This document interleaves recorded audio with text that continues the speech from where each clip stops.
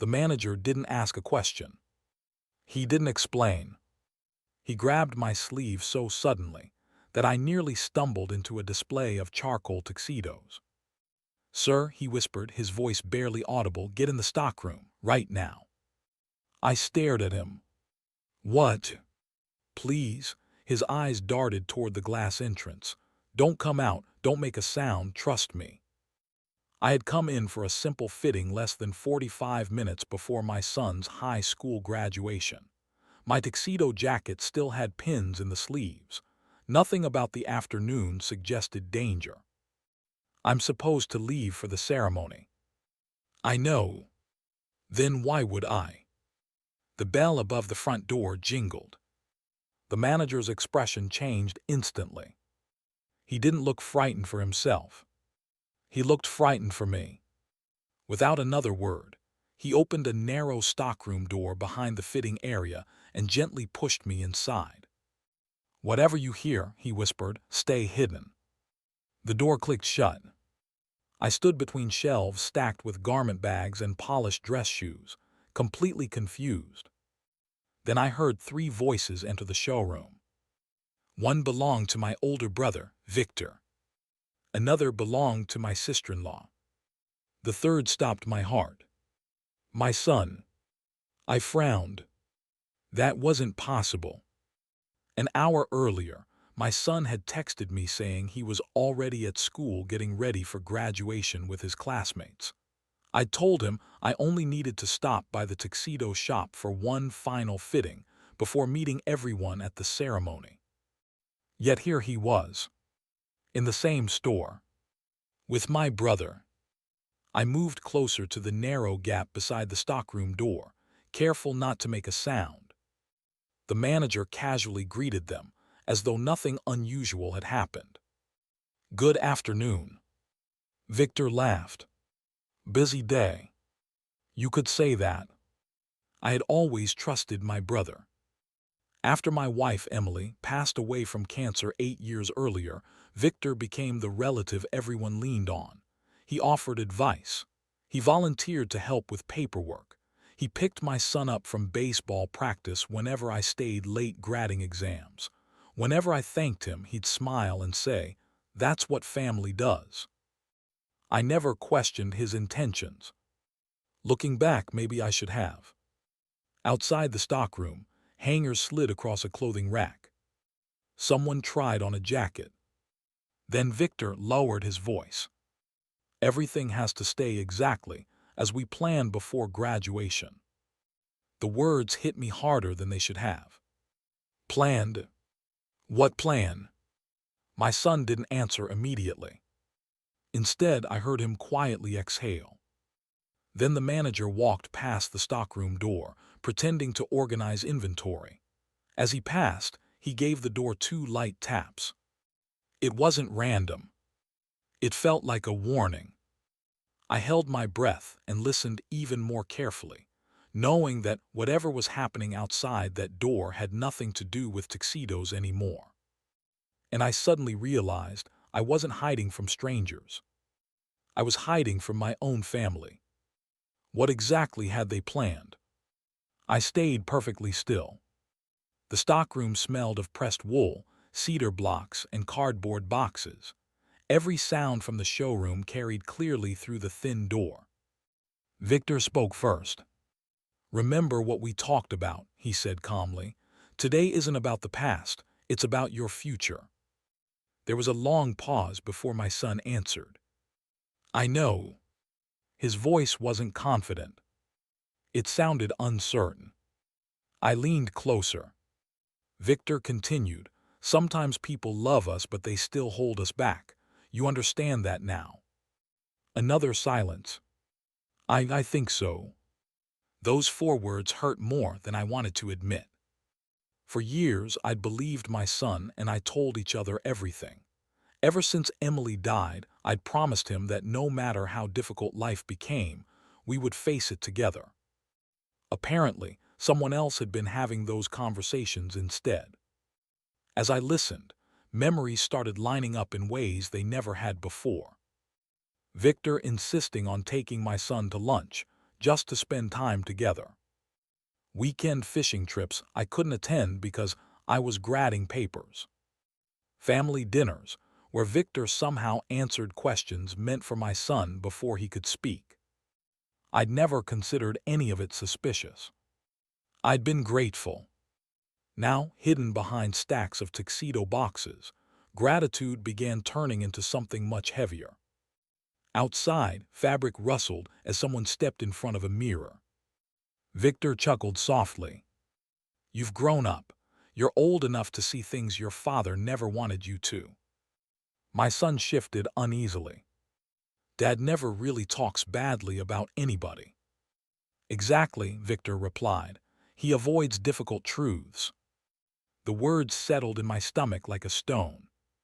That wasn't guidance. That was replacement. The manager quietly slipped into the stockroom carrying what looked like a folded shirt. Without speaking, he crouched beside me and unlocked his phone. He turned the screen toward me. It wasn't a video. It was the store's security log. The timestamp stretched back nearly 6 weeks.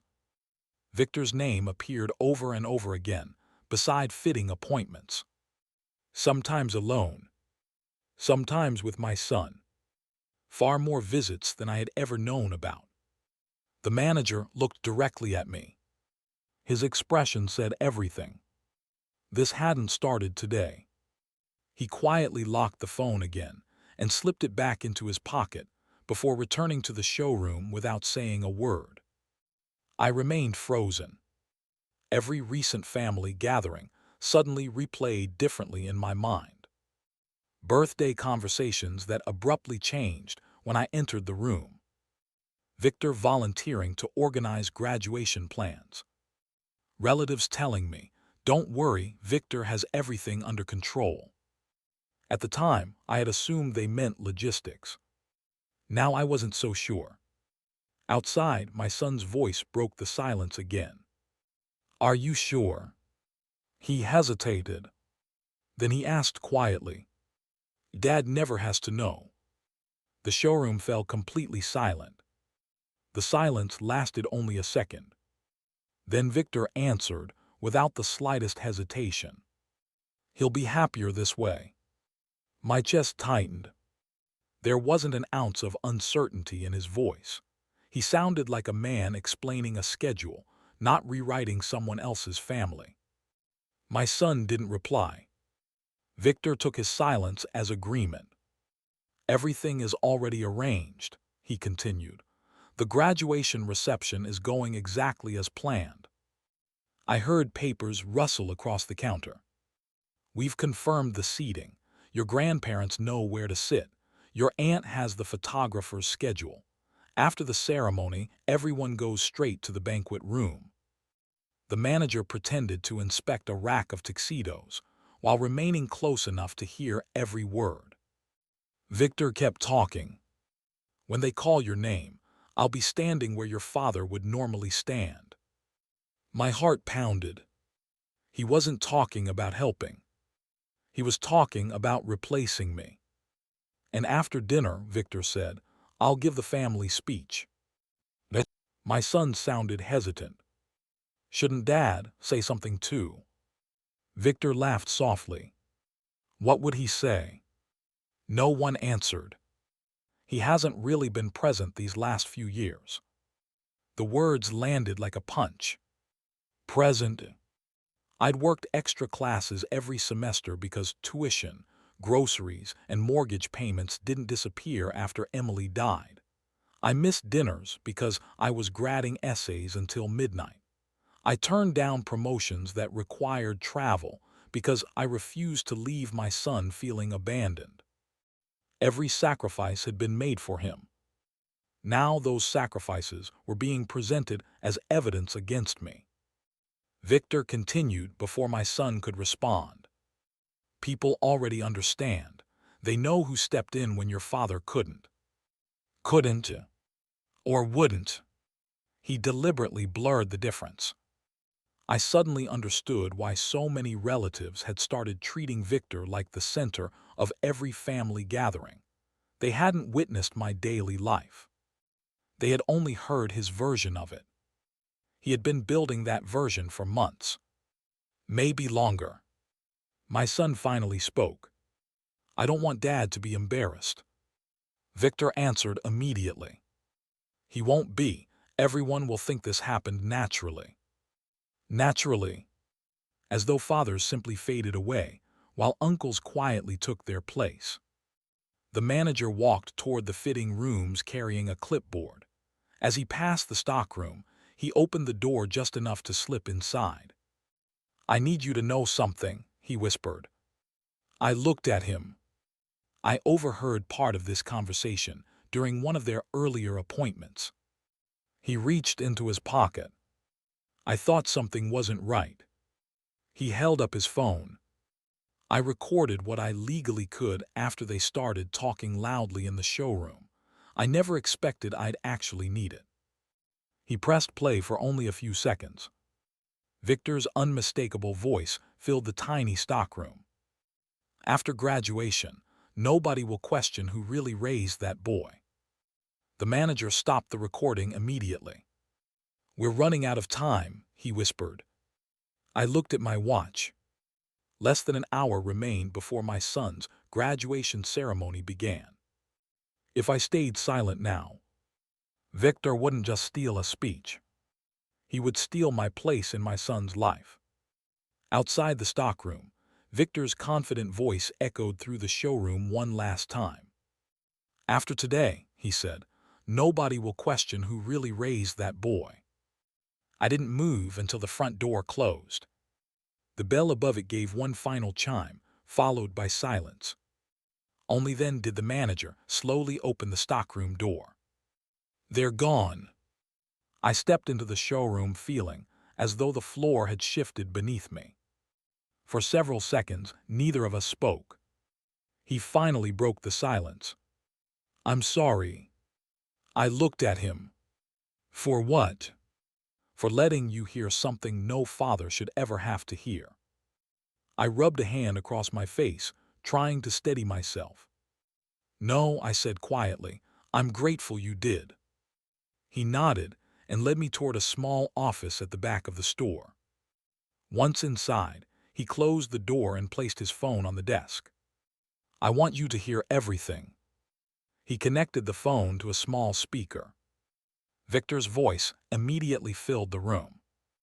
The first recording was nearly 3 weeks old. "You've got to stop feeling guilty," Victor was saying. My son's voice answered.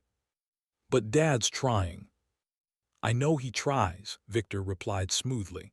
"Trying isn't always enough." I clenched my jaw. The recording continued. "You've spent your whole life making excuses for him. Think about who actually showed up when you needed help." Every sentence sounded reasonable on its own.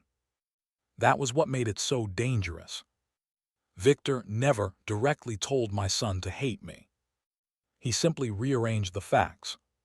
He highlighted every moment I had been forced to work late. Every school event I'd barely made in time. Every missed weekend because I was earning enough to keep our lives together. He never mentioned why those things happened. He erased the sacrifices and left only the absences. The next recording began. "I've already spoken to your grandparents." Victor sounded almost cheerful. "They agree it would be better if I handled the graduation speech." My son's voice was barely audible. "What about Dad?" "We'll let him enjoy the day." "Enjoy the day."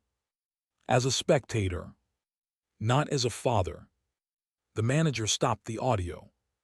I couldn't listen any more after that. Neither could I.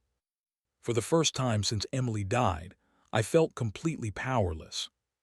Not because Victor had lied. Because he'd lied patiently. Month after month. Conversation after conversation. Until everyone believed they had reached the same conclusion on their own. I pulled out my phone. There was only one person I needed to call. My cousin Laura. She'd always been honest, even when the truth was uncomfortable. She answered on the second ring. Daniel, aren't you on your way? I need to ask you something. Okay. Who arranged the graduation reception? There was a brief pause. Victor. The speeches. He organized those too. The seating. Also Victor. I closed my eyes. And everyone was fine with that. We assumed you wanted him to help, she replied. He said you were overwhelmed and asked him to take over. Honestly, we thought he was doing you a favor. A favor. That's how manipulation survives. Wrapped in something that looks generous. I asked one final question. Where am I sitting? Laura hesitated much longer this time. Second row. Second row. Not beside my son. Not with immediate family. Second row. Far enough away that Victor could step into the place that should have been mine. Laura's voice became uncertain. Daniel, is something wrong? I looked toward the manager. His phone still sat on the desk. The recordings were real. The security logs were real. Every strange moment over the past several months finally fit together. No, I answered calmly. I just understand everything now. I ended the call. The manager picked up his phone. What are you going to do? I looked out the shop window toward the school a few blocks away. Parents were already walking across campus, carrying flowers and cameras. For one brief moment, I imagined storming into the reception and confronting Victor before the ceremony even began. It would have been satisfying. It also would have turned my son's graduation into a public argument he would never forget. I couldn't let that happen. Not today. I slipped on my tuxedo jacket. The manager handed me the phone containing every recording. I made copies. I carefully placed it inside my inside pocket. I'm going to the graduation. He looked surprised. You're not confronting him now. I shook my head. No. I buttoned my jacket. If Victor wants to stand in front of everyone and claim he raised my son. I headed toward the door. Then everyone deserves to hear the truth immediately afterward. Less than an hour later, I took my seat in the second row exactly where Victor had planned. Across the auditorium, my brother confidently walked toward the reception microphone with a folded speech already in his hand. He smiled at the gathered family. Then another voice cut cleanly through the room. Before anyone applauds, the entire reception hall turned toward the interruption. There's something everyone needs to hear. Every conversation in the reception hall stopped. Victor turned toward the voice with a puzzled smile that disappeared the moment he saw me walking forward. He hadn't expected me to stand. He certainly hadn't expected me to interrupt him. I wasn't angry. I wasn't shouting. I simply walked to the front of the room, stopping a few feet away from him. Daniel, Victor said with a forced laugh, "What are you doing?" I looked at him for a moment before answering. I'm making sure my son graduates knowing the truth. The room fell silent.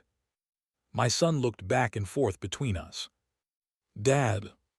I turned toward the guests. I wasn't planning to speak today. In fact, I recently learned that decision had already been made for me. Several relatives exchanged confused glances. My cousin Laura slowly stood. What do you mean? I mean, I said, that while I thought my brother was helping organize this celebration, he was organizing something very different. Victor immediately stepped forward. Daniel, this isn't the time. No, I replied evenly, this is exactly the time. Before he could interrupt again, the Tuxedo shop manager entered the reception hall. He wasn't dressed for the occasion. He still wore his name tag. Everyone looked at him with confusion. Victor's face lost its color. The manager stopped beside me. "I'm sorry for interrupting your celebration," he said to the room, "but I believe this family deserves to know why I asked Daniel to hide in my stockroom this afternoon." A murmur spread across the tables. Victor quickly recovered. "This is ridiculous." The manager calmly held up his phone. "I overheard conversations in my store over several weeks that didn't sound right. Today, I realized Daniel was about to become part of those conversations without knowing it." Victor took a step forward. "You had no right. I had every right to document conversations that were taking place openly inside my business." The room grew still again. I looked at my son. "I'm not asking you to choose between us," I said quietly. "I'm asking you to hear everything before anyone speaks for me again." He nodded slowly. "Okay." The manager pressed play. Victor's voice echoed across the reception hall.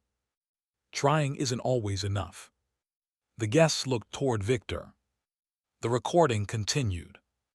"You've spent your whole life making excuses for him." Another recording followed. "I've already spoken to your grandparents." Someone gasped. Then came the final recording.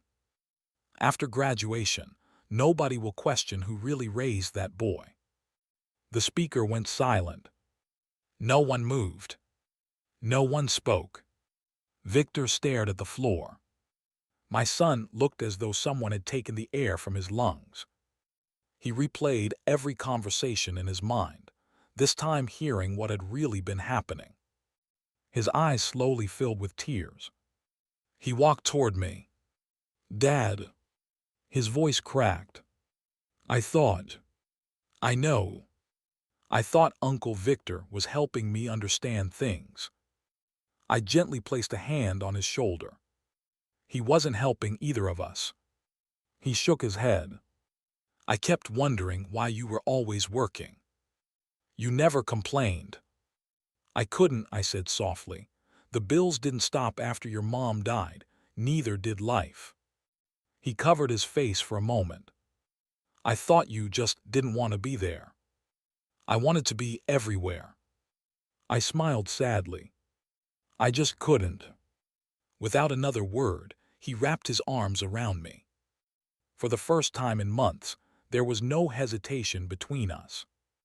Around the room, several relatives quietly wiped away tears.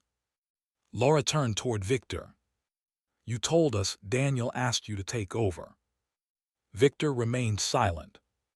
My father finally stood. "You lied to all of us." Victor tried one last time.